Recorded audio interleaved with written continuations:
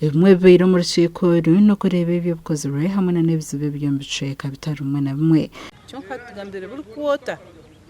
twinda kutangatanganaga tukareta ripoti zaitu n'ubu ndabangire mfield nkarore bakozire betu na hano nuko tukura nkuntu habakozire kino kuntu akozire kino turangu inkorakoraniro habo ko tutakugaita hamwe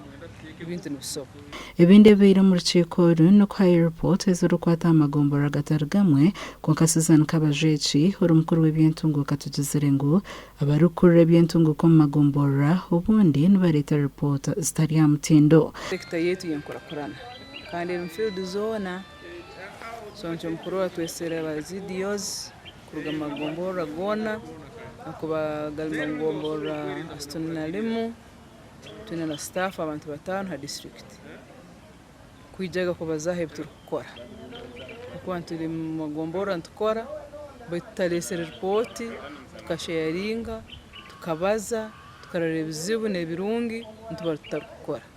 abakwe b'imbere byentungo ko magombora hamwe na za Town Council batugambire ngo bundi nbaremese bwo kureta report zishyure habo kuburwa by'engenda imihanda mbi hamwe n'ebiceke bimwe ho kuburwa amashanyarazi jumbira kugamba n'abantu banira ya kasente kandi uvuicha kasente itwe nkaitwe akatain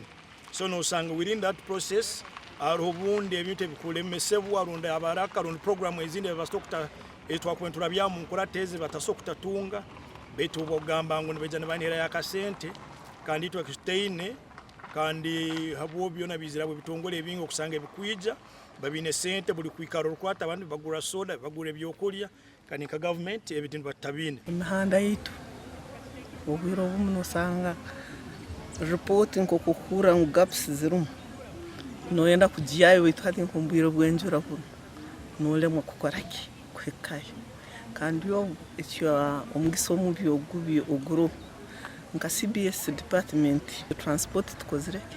tituye okwenda kutungura umutindo go ka airport nari amakora gari ya mutindo nibajana ngo urumwanya yemezana nibazaguma bete ba CDO zaba baheye birunji hamwe n'ebizibe by'ombiceka byabo so they need some thorough training. I think when I trained them, when I guided them, they didn't get me well. So we need someone else to train them so that we can report. And there is what they call genuine reports.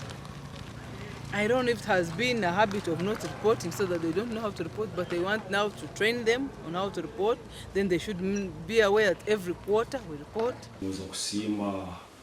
abakozi baitu aba CBS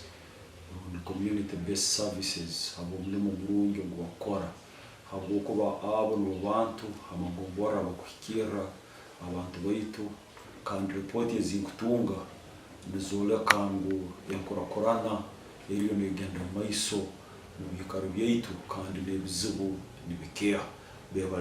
report z'urukorwaho mbarko ebembere byentungo ko magombora na community development officers CDOs nizo zirukuyambaho habar kutekatishura district oktomumbarira ibyo bishemerire korwa ukwihera byetengo by'ebyaro emerka hamwe na magombora na za Town Council Gashakwa Daniel Bengana.